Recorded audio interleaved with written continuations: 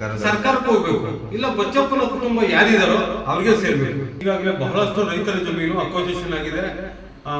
ಕೆಲ ರೈತರು ಭೂ ಪರಿಹಾರವನ್ನು ಪಡೆದುಕೊಳ್ತಾ ಇದ್ದಾರೆ. ಈ ಜಮೀನು ಬಂದು ಮೂಲತಃ ಬಂದು ಬಚ್ಚಪ್ಪ ಬಿನ್ ಚಿಕ್ಕಮುನಿಯಪ್ಪ ಅಂತ ವಾರಸ್ದಾರ. ದೂರದ ಸಂಬಂಧಿಗಳಿಗೆ ಪೂರ್ತಿ ಖಾತೆ ಬರೋದಿಲ್ಲ ಕಾನೂನು ಪ್ರಕಾರ.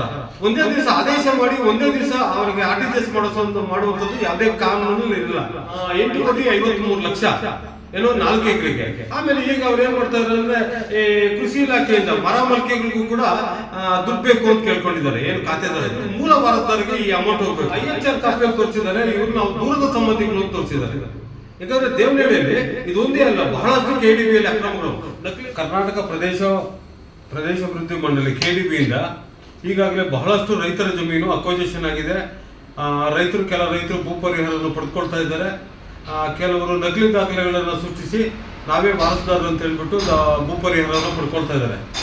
ಇದಕ್ಕೆ ಒಂದು ತಾಜಾ ಉದಾಹರಣೆ ನಮ್ಮ ದೇವನಹಳ್ಳಿ ತಾಲೂಕು ಕುಂದಾನ ಹೋಬಳಿಯ ರಾಮನಾಥಪುರ ಗ್ರಾಮದ ಸರ್ವೆ ನಂಬರ್ 148ರಲ್ಲಿ 5 ಎಕರೆ 4 ಗುಂಟೆ ಜಮೀನು ಇರ್ತದೆ. ಆ ಜಮೀನಿನಲ್ಲಿ 12 ಗುಂಟೆ ಬೀಕರಾಬ್ ಜಮೀನು ಇರ್ತದೆ. ಈ ಜಮೀನು ಬಂದು ಮೂಲತಃ ಬಂದು ಬಚ್ಚಪ್ಪ ಬಿನ್ ಚಿಕ್ಕಮುನಿಯಪ್ಪ ಅಂತ ವಾರಸ್ದಾರರು. 1960ರಿಂದ 1989 ತನಕ ಬಚ್ಚಪ್ಪ ಅಂತ ಖಾತೆ ನಮೂದಾಗಿರ್ತದೆ. ಈ ಜಮೀನು ಮೂಲತಃ ಬಚ್ಚಪ್ಪಂದು. ಆದರೆ 1989-90ರಲ್ಲಿ ಸಿ ನಾರಾಯಣಪ್ಪ ಎಂಬುವರು ದೇವನಹಳ್ಳಿ ತಾಲೂಕು ಕಚೇರಿಯಲ್ಲಿ ದಾಖಲಾತಿಗಳನ್ನು ನೀಡಿ ಯಾರೋ ವಾರಸ್ದಾರರು ಏನೋ ಒಂದು 10-15 ತಲಾಂತರ ಒಂದು IHR ತೋರಿಸ್ಬಿಟ್ಟು ನಾವು ಇವರ ದೂರದ ಸಂಬಂಧಿಗಳು ಅಂತ ಹೇಳ್ಬಿಟ್ಟು IHR ಖಾತೆ ಮಾಡ್ಕೊಂತಾರೆ. ದೂರದ ಸಂಬಂಧಿಗಳಿಗೆ ಪೌತಿಕತೆ ಬರೋದಿಲ್ಲ ಕಾನೂನು ಪ್ರಕಾರ. ಯಾವುದೇ ಕಾರಣಕ್ಕೂ ಪೌತಿಕತೆ ಮಾಡಬೇಕಾದ್ರೆ ಸ್ವಂತ ವಾರಸುದಾರರು ಮಾತ್ರ ಪೌತಿಕತೆ ಮಾಡಬೇಕಾಗುತ್ತೆ. ಆದರೆ ಈ ನಾರಾಯಣಪ್ಪನವರು ಈ ಬಚ್ಚಪ್ಪನವರು ನಮ್ಮ ವಾರಸುದಾರರು, ನಾವು ದೂರದ ಸಂಬಂಧಿಗಳು ಅಂತ ಹೇಳ್ಬಿಟ್ಟು ಖಾತೆ ಮಾಡಿಸ್ಕೊಳ್ತಾರೆ.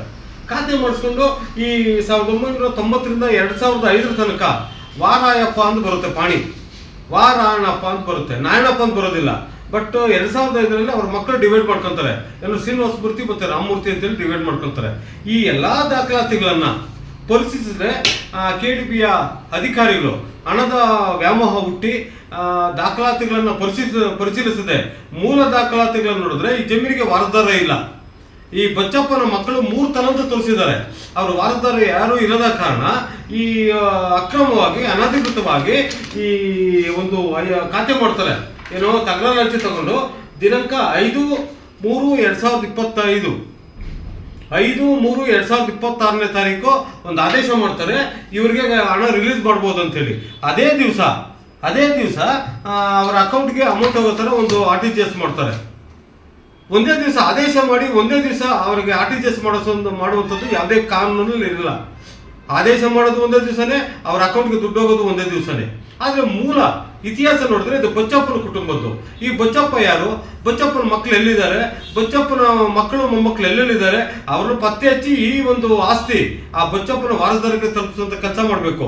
ಆದರೆ ಕರ್ನಾಟಕ ಭೂ ಕಂದಾಯ ಕಾಯ್ದೆ ಪ್ರಕಾರ ವಾರಸುದಾರರಿಲ್ಲದ ಜಮೀನು ಸರ್ಕಾರ ವಶಕ್ಕೆ ಸರ್ಕಾರದ ವಶಕ್ಕೆ ಪಡ್ಕೊಳ್ಬೇಕಾಗುತ್ತೆ.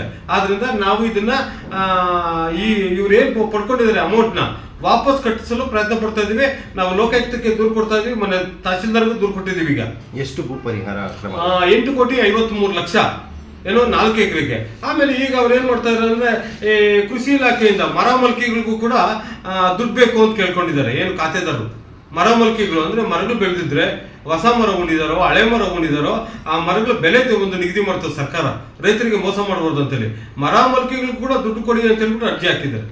ಈಗ ದೇವನಹಳ್ಳಿ ತೋಟಗಾರಿಕೆ ಇಲಾಖೆಯಲ್ಲಿ ಸದರಿಯವರ ಅರ್ಜಿ ವರದಿಯನ್ನು ತಯಾರಿಸಲು ಸಿದ್ಧವಾಗಿದೆ. ಆದ್ರೆ ನಾವ್ ಹೇಳ್ತಾ ಇದೀವಿ ಮೂಲ ವಾರಸುದಾರರಿಗೆ ಈ ಅಮೌಂಟ್ ಹೋಗ್ಬೇಕು. ಯಾರು ಮೂಲ ವಾರಸುದಾರರಿದ್ದಾರೆ, ಬಚ್ಚಪ್ಪನ ಕುಟುಂಬ ಯಾರು, ಬಚ್ಚಪ್ಪನ ಕುಟುಂಬದವರು ಎಲ್ಲೆಲ್ಲಿದ್ದಾರೆ, ಇದನ್ನು ಪತ್ತೆ ಹಚ್ಚಿ ಅವರ ಮಕ್ಕಳಿಗೆ ಸೇರಿಸಬೇಕು. ಇಲ್ಲಾಂದ್ರೆ ಇದು ಸರ್ಕಾರಕ್ಕೆ ಉಳಿಬೇಕು. ಅರ್ಜಿದಾರರೇ ಮೂಲ ವಾರಸುದಾರರು ಅಂತೇಳಿ ಇಲ್ಲ, ತೋರಿಸಿಲ್ಲ, ಮೂಲ ವಾರಸುದಾರ ಅಂತ ತೋರಿಸಿಲ್ಲ. IHR ಕಾಪಿಯಲ್ಲಿ ತೋರಿಸಿದ್ದಾರೆ. ಇವ್ರು ನಾವು ದೂರದ ಸಂಬಂಧಿಗಳು ಅಂತ ತೋರಿಸಿದ್ದಾರೆ. ಅಲ್ಲ, ಅರ್ಜಿಯಲ್ಲಿ ಒಂದು ತೋರಿಸಿದಾರೆ, ಅವ್ರು ವಾರಸುದಾರ ತೋರಿಸಿದ್ದಾರೆ. ಮೂಲ ನಾವೇ ತೋರಿಸಿದ್ದಾರೆ, ಬಟ್ ಮೂಲ ಅವರಲ್ಲ, ಬಚ್ಚಪ್ಪನ ಕುಟುಂಬದವರು. ಅಂದ್ರೆ ಈ ಜಮೀನು ಎಲ್ಲಿಗೆ ಹೋಗ್ಬೇಕು? ಸರ್ಕಾರಕ್ಕೆ ಹೋಗ್ಬೇಕು. ಇಲ್ಲ ಬಚ್ಚಪ್ಪನ ಕುಟುಂಬ ಯಾರಿದಾರೋ ಅವ್ರಿಗೆ ಸೇರ್ಬೇಕು. ಯಾಕಂದ್ರೆ ದೇವನಹಳ್ಳಿಯಲ್ಲಿ ಇದೊಂದೇ ಅಲ್ಲ, ಬಹಳಷ್ಟು KDBಯಲ್ಲಿ ಅಕ್ರಮಗಳು. ನಕಲಿ ದಾಖಲೆಗಳನ್ನು ಸೃಷ್ಟಿ ಮಾಡುವಂಥದ್ದು, KDBಯಿಂದ ದುಡ್ಡು ತಗೊಳ್ಳುವಂಥದ್ದು ಯಾರು ನೋಡೋದಿಲ್ಲ. ಆದ್ರಿಂದ ದೇವನಹಳ್ಳಿ ತಹಸೀಲ್ದಾರ್ ಅವರು ನೈಜತೆ ವರದಿಯನ್ನು ಕೊಡಬೇಕು ಇದಕ್ಕೆ, ಈ ಒಂದು ಜಮೀನಿಗೆ ವರದಿಯನ್ನು ಪರಿಶೀಲಿಸಿದ ನಂತರ ಇವರಿಗೆ ಮರ ಮೂಲಿಕೆಗಳ ಒಂದು ಪರಿಹಾರ ಕೊಡಬಹುದು. ಯಾಕಂದ್ರೆ ಮೂಲ ವಾರಸದಾರರು ಪತ್ತೆ ಹಚ್ಚೋಣ, ಯಾರ್ದೋ ದುಡ್ಡು ಎಲ್ಲಮ್ಮನ ಜಾತ್ರೆ ಆಗ್ಬಾರ್ದಲ್ವಾ. ಆದ್ರಿಂದ ನಾವು ಈಗಾಗಲೇ KDBಗೂ ಕೂಡ ತಗಲು ಕೊಟ್ಟಿದ್ದೀವಿ, ತಹಸೀಲ್ದಾರ್ ಕೊಟ್ಟಿದ್ದೀವಿ, ಪರಿಶೀಲನೆ ಮಾಡ್ತಾ ಇದ್ದಾರೆ. ಆಮೇಲೆ ಈಗ ತೋಟಗಾರಿಕೆ ಇಲಾಖೆಗೂ ಒಂದು ಮನವಿ ಕೊಡ್ತಾ ಇದ್ದೀವಿ. ಈಗಾಗಲೇ ಭೂ ಪರಿಹಾರ ಆಗಿದೆ ಅಂತ ಹೇಳಿದ್ರಲ್ಲ, ಆಗಿದೆ 5ನೇ ತಾರೀಕು ವಾಪಸ್ ಆಗ್ಬೇಕು. ಯಾಕಂದ್ರೆ ಯಾರ್ದೋ ದುಡ್ಡು ಇನ್ಯಾರೋ ಒಬ್ಬರು ತಿನ್ನೋದು ಬೇಡ, ಇದು ದುಡ್ಡು ಮೂಲ ವಾರಸದಾರರಿಗೆ ಸೇರ್ಬೇಕು, ಇಲ್ಲಾಂದ್ರೆ ಸರ್ಕಾರಕ್ಕೆ ಉಳಿಬೇಕು. ಇದು ನಮ್ದು ಒತ್ತಾಯ. ಹೆಚ್ಚಿನ ವಿಡಿಯೋಗಳಿಗೆ ಪ್ರತಿಧ್ವನಿ ಯೂಟ್ಯೂಬ್ ಚಾನೆಲ್ ಸಬ್ಸ್ಕ್ರೈಬ್ ಮಾಡಿ, ಬೆಲ್ ಐಕಾನ್ ಕ್ಲಿಕ್ ಮಾಡಿ.